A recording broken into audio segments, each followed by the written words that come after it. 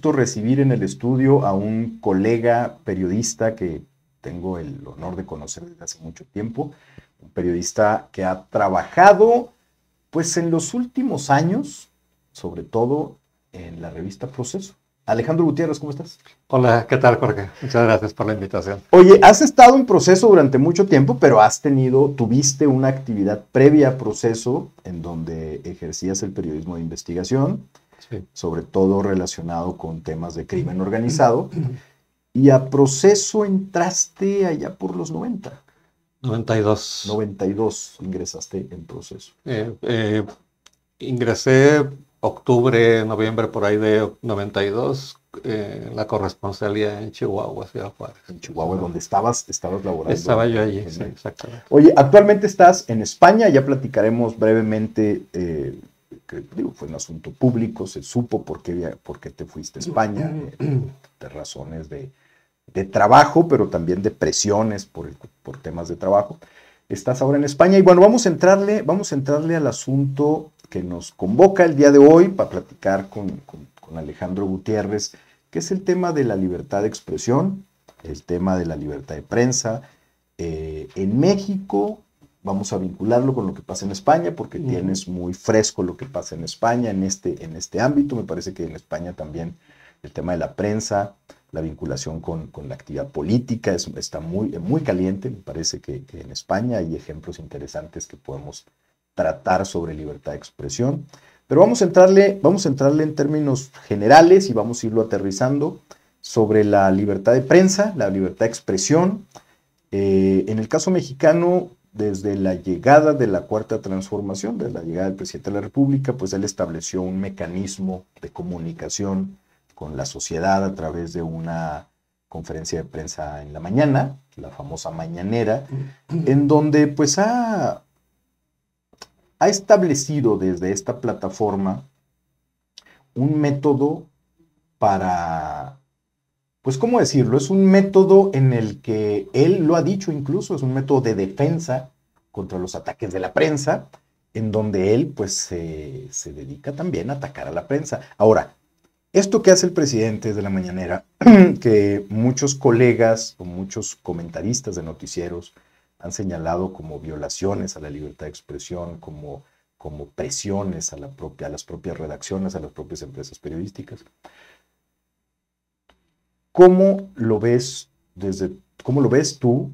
¿Realmente tiene un impacto en la libertad de prensa? ¿Realmente tiene un impacto en la libertad de expresión? ¿Hay consecuencias respecto a lo que el presidente hace, pues, en los días en los que se ha dedicado a atacar a la prensa? En las últimas horas, en las últimas mañaneras, algo también ocurrió en una gira que tuvo antier, el fin de semana, en donde le preguntaban los reporteros sobre algunos actos de violencia, de lo que pasaba en la Suprema Corte, en fin, y él respondió tomando el micrófono de una cadena de radio Fórmula, Telefórmula, diciendo que el problema no eran los reporteros, el problema eran los dueños, que estaban muy enojados y que mentían mucho precisamente por asumir esa línea editorial desde los noticieros.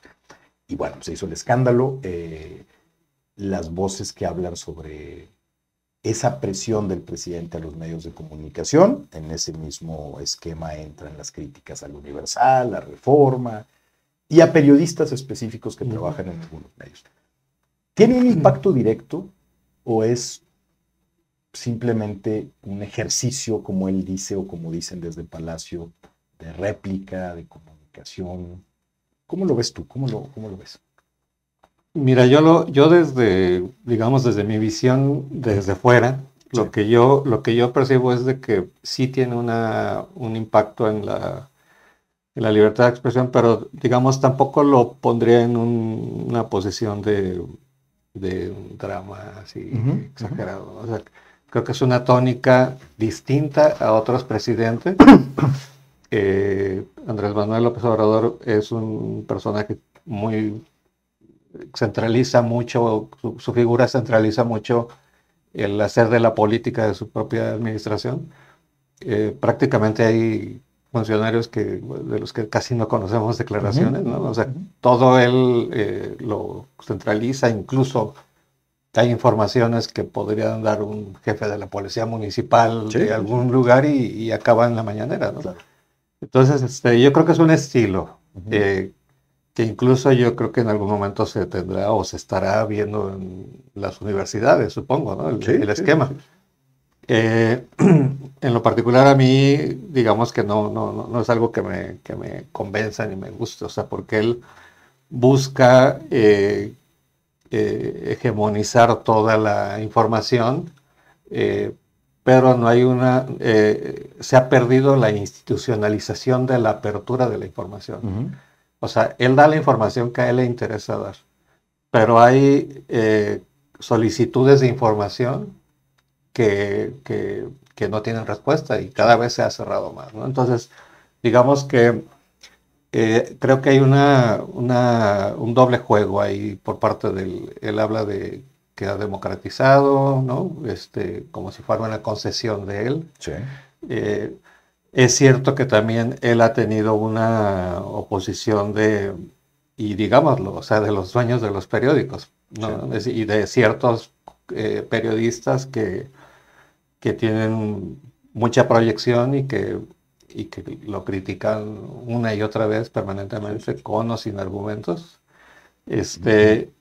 Y además, pues es claro, es conocido que Andrés Manuel López Obrador es un animal político que a veces que sabe ser provocador, Ujú. que también a veces se excede. Yo creo que a veces tiene rasgos muy autoritarios en algunas de sus expresiones. Y lo que está provocando es que haya, digamos, a mí ahí lo que sí me genera cierta preocupación es cómo él genera choque. O sea, Sí. su forma de ser es o estás conmigo Ujú. o estás contra mí, ¿no? Entonces, vemos eh, gente muy afín a él eh, y colegas que se han posicionado de manera muy afín, donde a veces es un poquito difícil escuchar Ujú. cómo justifican algunas políticas que pues, pueden ser buenas o muy criticables, ¿no? Ujú.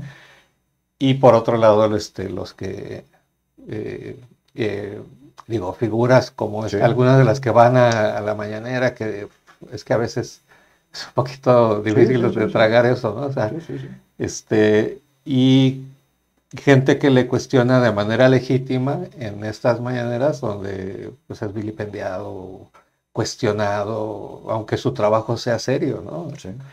Ahora, este estilo del presidente causó mucho ruido, digamos, en la comunidad periodística, porque no estamos acostumbrados, los medios en México, a la crítica. Me parece que ha sido una prensa muy autocomplaciente, ¿no? Es una prensa que no se critica, profesionalmente hablando, evidentemente. Una crítica constructiva, una crítica que defina los métodos, las formas en las que se hace periodismo, en las que se interactúa incluso con la clase política. Y en ese caso, pues lo que hace el presidente de la República, poniéndole nombre y apellido a ciertos reporteros, a ciertos conductores, a ciertos periodistas, vinculándolos con la clase política corrupta de la cual, pues él, desde que era candidato, pues viene enarbolando esa bandera de combate a esa clase política, es cuando la crítica a la prensa mexicana se vuelve este cliché de se están violentando las libertades de expresión, un poco lo que tú decías. Encontramos periodistas que hacen un trabajo de crítica hacia el poder o que hacen su trabajo y hacen las preguntas que tienen que hacer, pero también encontramos periodistas que son muy complacientes con lo que está haciendo la 4T. Y del otro lado, del otro extremo, encontramos periodistas que están siendo acaloradamente críticos, incluso magnimizando, haciendo muy grande cualquier error que se cometa precisamente para tener un contenido crítico eh, y pueda incluso hasta ridiculizar la figura presidencial o la de algunos otros funcionarios. En ese contexto, la crítica editorial, la crítica periodística es muy necesaria. Te lo pregunto porque en España sí hay un ejercicio de crítica de medios que hacen los propios medios y eso es algo que tendría que ocurrir en México. En México no hay una crítica de medios, no estamos acostumbrados a criticarnos entre nosotros. No sabemos criticarnos de entrada, me parece que la crítica siempre es o ad hominem o en el sentido de insultar al otro compañero, en fin, si no está en el lado en el que gremialmente te encuentras, pero no hay una crítica profesional, una crítica en la que se establezcan, por lo menos no es la constante en la prensa. Es necesaria, me parece que la crítica. Tú en España has visto una creciente participación de los medios criticando a los medios también. Sí, es saludable, ¿no? Sí, por supuesto, es saludable. Digamos, lo respondería en un par de aspectos.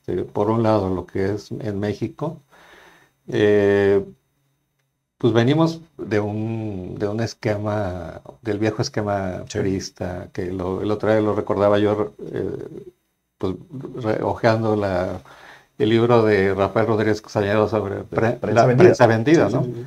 Que creo que refleja perfectamente cómo era esa relación, esa vieja relación con el priismo, ¿no? Que hay mucho de eso, de esa prensa, en la prensa actual, que habla bien del régimen, ¿no?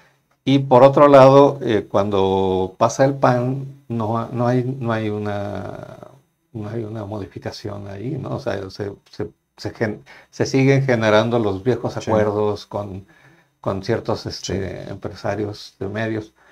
Y lo que también es cierto es de que no nos hemos criticado suficientemente, digamos, de manera abierta y, digamos, sana, sí, ¿no? Sí, abiertamente. Profesional, exactamente.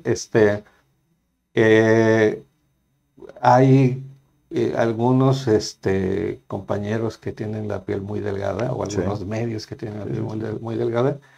Y por otro lado,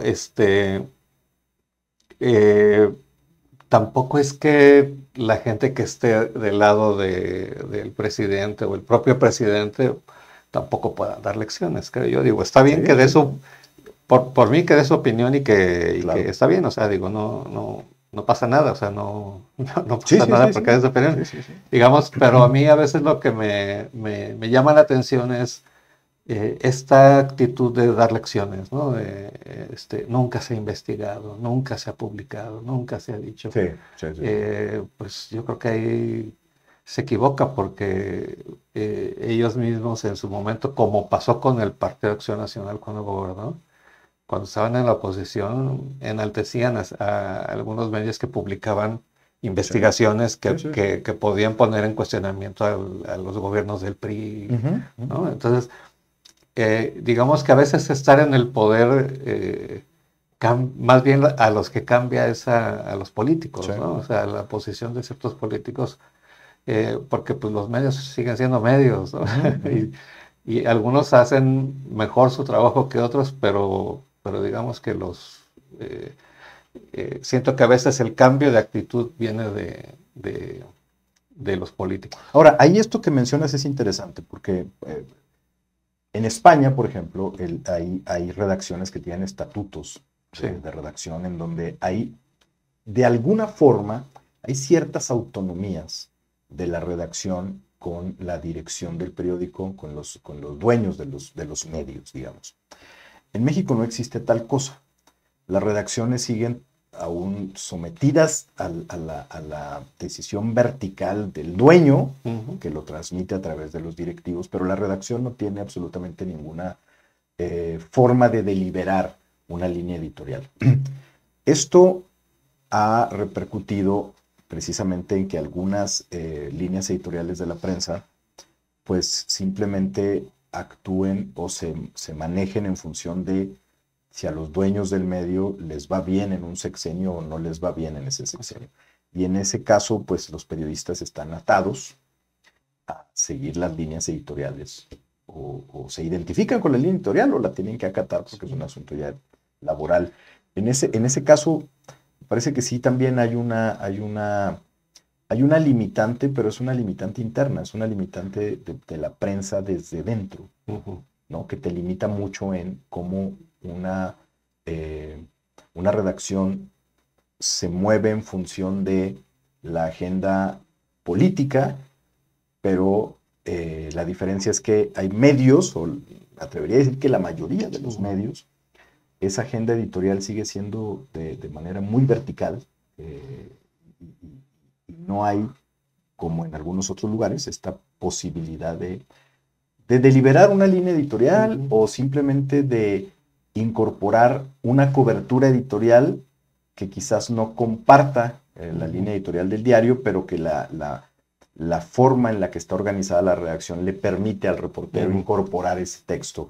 Eso también es un pendiente en México, ¿no? Sí. Mira, en el caso de España se dan dos cosas bien interesantes que yo creo que en México podrían tener un impacto interesante.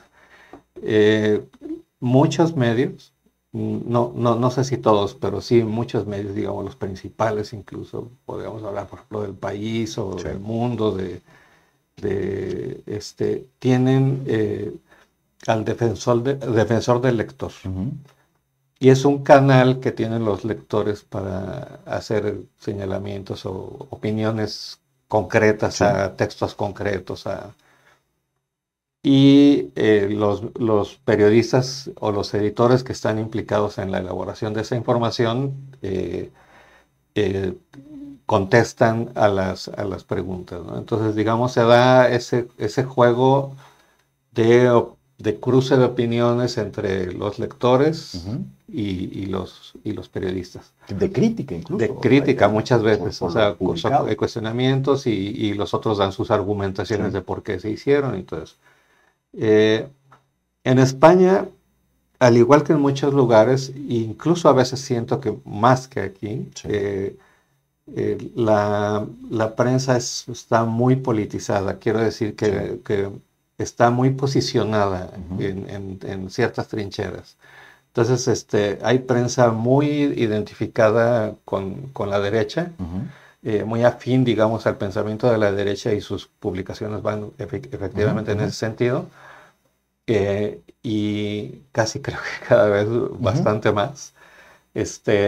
Y los medios que pueden estar más orientados o afines a lo que es el actual gobierno, con el PSOE y con Sumar, y hasta en la anterior legislatura con Podemos, ¿no? Que es el partido de izquierda.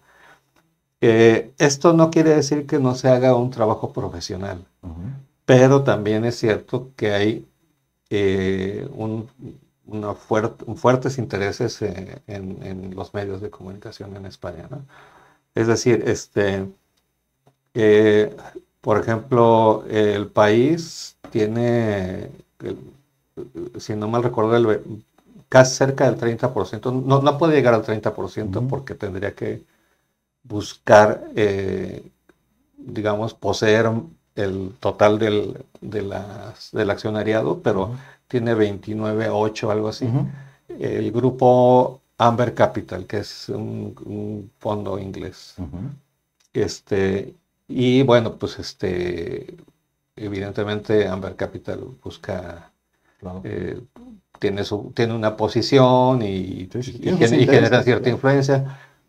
Por ejemplo, hay la suma de capitales mexicanos en Prisa, en el grupo que edita El País, es de 16%. Nada despreciable. Nada despreciable. Y entonces, es decir, que todos, pasa lo mismo con El Mundo, pasa lo mismo con, por ejemplo, el caso del diario.es, que es pues es un medio más de periodistas, ¿no? Entonces tienen su propia dinámica. Y a veces tienes que leerte pues muchos medios para más o menos entender qué es lo que pasa en España, ¿no? Que es lo que siempre se ha dicho, que en España, para entender España hay que leer casi todos los medios. Casi toda la prensa. Pero, es decir, te muestra que hay intereses, pero también hay, digamos, un trabajo pues, profesional. A lo mejor no todo puede gustar, pero siempre vas a encontrar algún trabajo que pues, significa mucho, ¿no? El periodismo. Y entonces esos mecanismos a mí me da la impresión de que ayudan a fluir mucho tanto la relación con el lector, Ujú. que es importante, y que a lo mejor en México podrían robustecerse más ese tipo de, o empezar o robustecerse los que lo tengan, ¿no? O Ujú, sea, ujú. pero sí mecanismos digamos, donde el lector tenga una mayor Mayor cercanía y participación incluso participación. Ujú. en la crítica Exacto. a la propia cobertura editorial, al propio Ujú. ángulo editorial, que es lo que en México de pronto vemos, como las posiciones se, se, se presentan, ¿no? Sí. En favor o en contra de un determinado gobierno o de una determinada política, en fin. Mira, por ejemplo, el diario.es, ellos definieron eh, varias, y lo hicieron público, Sí. varias líneas de temáticas actuales que a ellos les interesa abordar.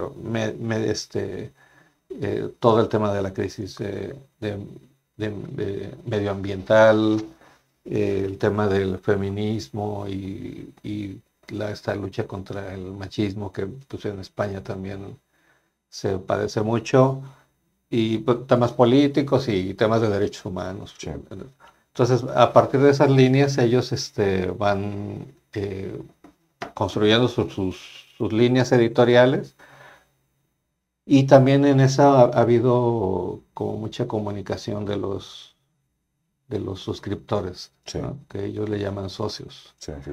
Entonces, en mi opinión, eso hace una especie de comunidad Ujú. entre tu medio y tus lectores. A mí ese modelo, la verdad es que se me hace un modelo bastante interesante. Que le da mucha participación y autonomía hasta cierto Sí. punto a las propias redacciones, porque están en ese vínculo de relación entre el lector y la empresa con la redacción o los reporteros en medio, y le da esa capacidad, digamos, de tener cierta autonomía de cobertura. Pero bueno, antes de irnos, antes de que se nos acabe el tiempo, Sí. el tema, el tema que te lleva a España es una presión por parte de, por lo menos es lo que se supo, una amenaza por tu cobertura editorial. Tienes que salir del país, exiliarte en España prácticamente. La revista te exilia en España, te empiezas a trabajar en España. Una amenaza que había salido presuntamente de la Secretaría de Seguridad Pública, encabezada en aquel tiempo por Genaro García Luna. Bueno, eso te lleva a España. De una revista que en estos momentos es una revista, bueno, una revista emblemática como lo es Proceso, que en estos momentos atraviesa una crisis muy severa, y me gustaría que me dieras tu opinión sobre lo que pasa en Proceso, sobre lo que viene para Proceso. ¿Estamos presenciando prácticamente la muerte de Proceso, o es simplemente un reacomodo en la revista que trae una perspectiva diferente? Qué es lo que está pasando en Proceso?